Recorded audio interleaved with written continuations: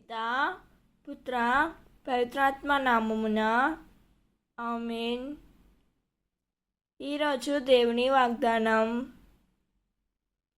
నా తండ్రి నాకు వసుగు ప్రతివాడు నా యొద్దకు వచ్చును, వానిని నేను ఎన్నడూ త్రోసివేయను.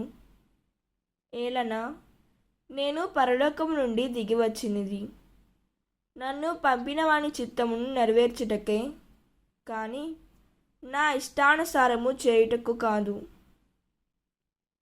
యోహాను 6వ అధ్యాయం 37వ వచనం. ఈ వాక్యంలో యేసుప్రభువు ప్రేమ యొక్క లోతు మనకు కనబడుతుంది.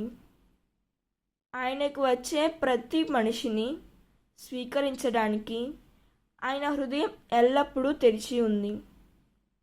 మనం బలహీనతలు, పాపాలు ఎంత ఉన్నా ఆయన మనల్ని తోసివేయడు. ఎందుకంటే ఆయన భూమికి వచ్చినది తన స్వార్థం కోసం కాదు, తండ్రి చిత్తాన్ని నెరవేర్చుటకే. మన జీవితంలో కూడా మన స్వార్థం కాకుండా దేవుని చిత్తం నెరవేర్చడానికి జీవించమని ఈ వాక్యం మనకు బోధిస్తుంది. ఈ వాక్యం మనకు జీవమును కలుగజేయునుగాక. ప్రార్థన.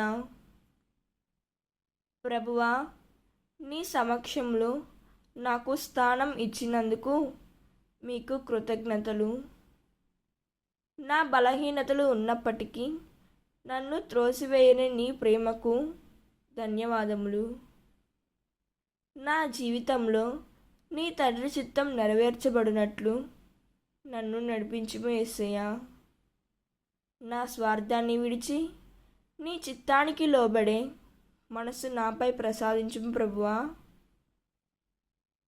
ఆమేన్. God bless you.